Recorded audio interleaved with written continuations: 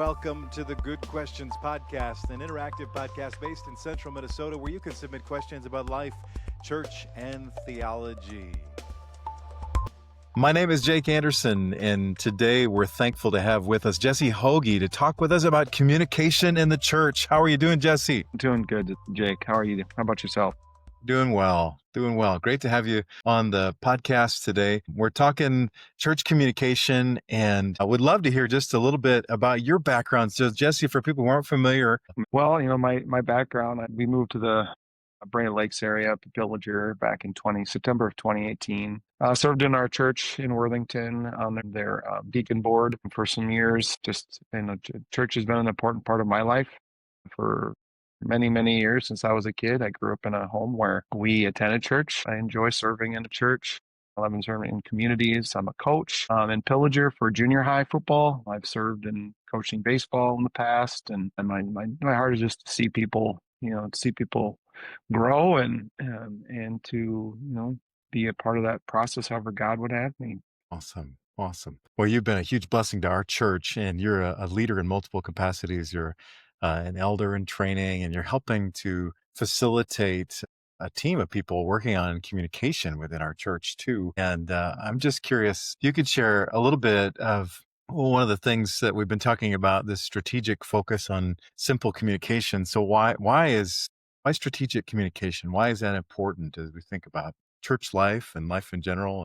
Well, I'd say my first response is life is busy. Like we live a pretty crazy lifestyle. We go from here and there, and we have multiple different hats that we wear in a given course of a day and in our lives. And simple is, I think, keeping it as simple as possible in all we do is important. But I think in communication, it's even more important. Kind of having a unified place or way that we communicate, so people hear things clearly, understand things, direction, and we just feel like they understand and know, in a church specifically, what's happening.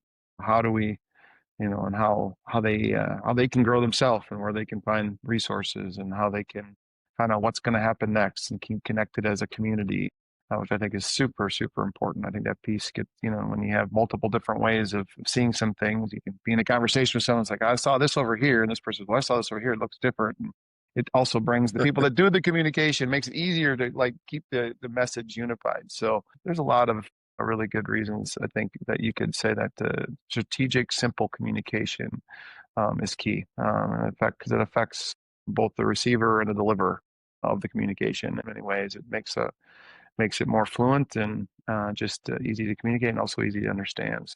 The more we can simplify things, I think in our lives, I think the more we have space and and capacity in our life to do other things and serve, and to be able to take part in what God has in store for us. You mentioned early church life. When I grew up in a church, I remember the one way people communicated. Maybe you had a church sign outside, but then you had the bulletin, and that was pretty much it, right? In the 80s, Yeah.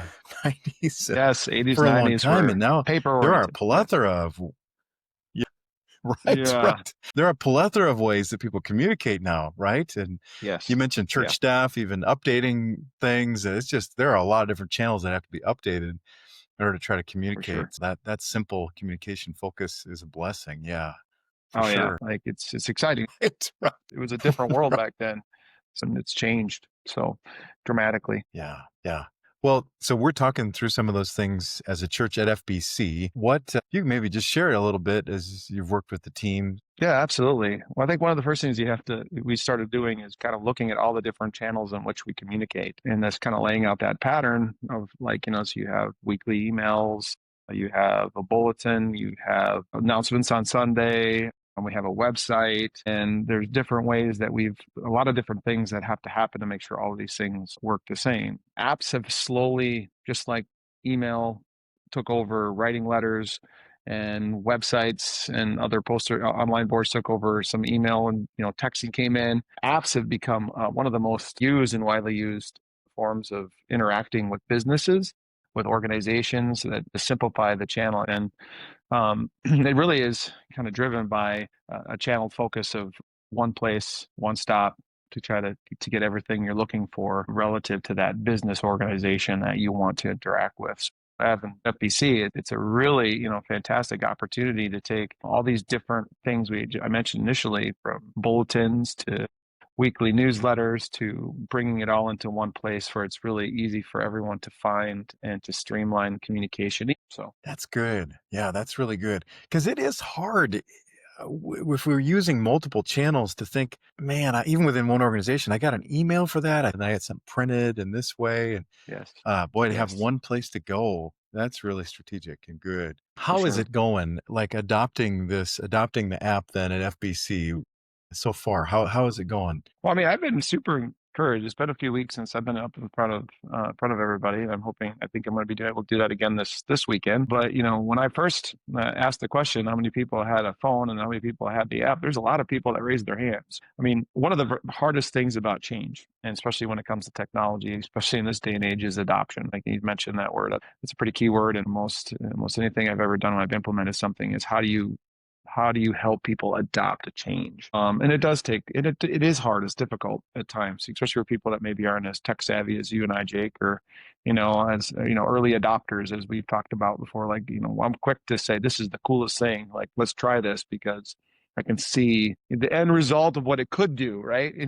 So sometimes it's like actually helping people see that vision, or the why. So just as we talk about a lot of why we want to do something to simplify it. And I I feel like we've made some really good changes that I'm going to be able to share, and I think a lot of the everyone at FBC has seen already, but just to share some changes in the way we've even simplified the app, and how to find things that should make it really, I think, convenient, and hopefully people really start to adopt it easier, because we've also simplified the app to Yeah, clean it up just in how you use it. So I'm encouraged. I think there's still always going to be percentage of people that will struggle. I just want to know everyone to know that like we're here to help, and give opportunities to help kind of walk you through the app, and troubleshoot things as we can. I mean, there's things that are going to come up because of technical issues with phones and things, just like there would be if you ran out of paper for a typewriter. Like there's going to be, like, you can't get the bulletin out this week, it's going to be delayed.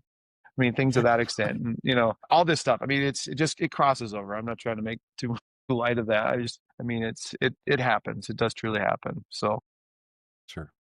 Oh, so we have a wide range of people in our church, from really young who probably use Instagram and Snapchat and mhm. newer cutting edge apps, all the way up to people who are maybe struggling, like you mentioned, with this new thing. Like in a church context, how do we encourage people who are early adopters and then late adopters to kind of compromise? Well, I'm thinking of music Mm. actually in my mind, and just kind of challenges with getting groups together to say, hey, we could compromise. It's not as good as Instagram.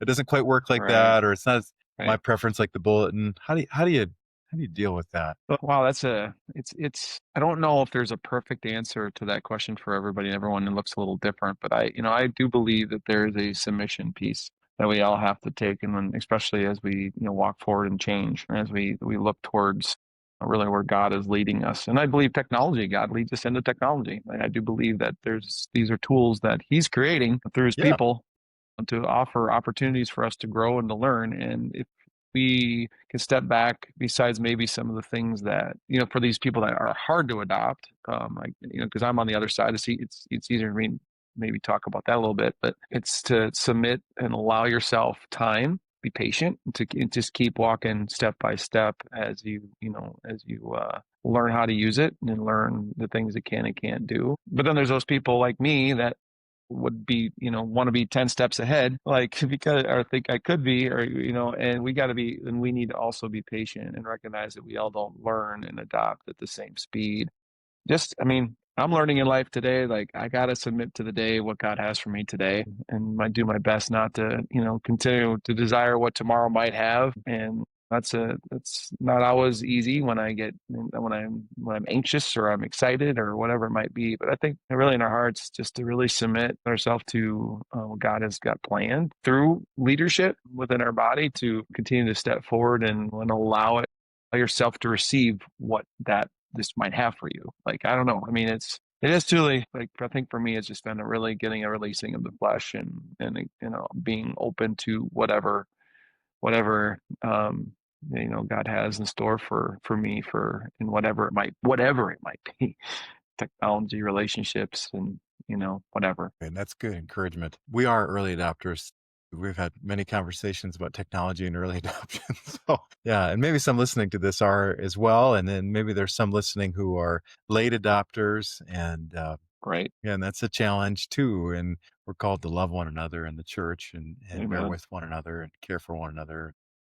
Yeah, Yeah, that's for good. sure, for sure. Well, so, if there maybe are some churches listening to this that are thinking about, adopting a simple communication strategy and they're kind of scattered all over the place. I mean, Hmm. where would you encourage them to start, Jesse, as they're just thinking about, how do we do that?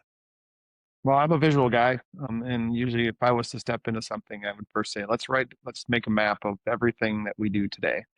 I mean, draw it out, write it down, make a list of all the ways you communicate with your body, and and then start evaluating the whys. Like, ask yourself the whys, why you communicate this way, and start. It starts painting. I think it starts opening up and painting pictures of a bigger picture of why you do all this extra work, some of the extra work and things that come along with it, and evaluate. So, how does this other way of doing it, whatever it might be, could that replace and improve what these a list of things and consolidate things for you? Because really, I mean, we all want to work hard, we all want to try to do our best to communicate to people, and sometimes when we think that way, we think we got to do 50 things to communicate one thing to make sure everybody gets it right.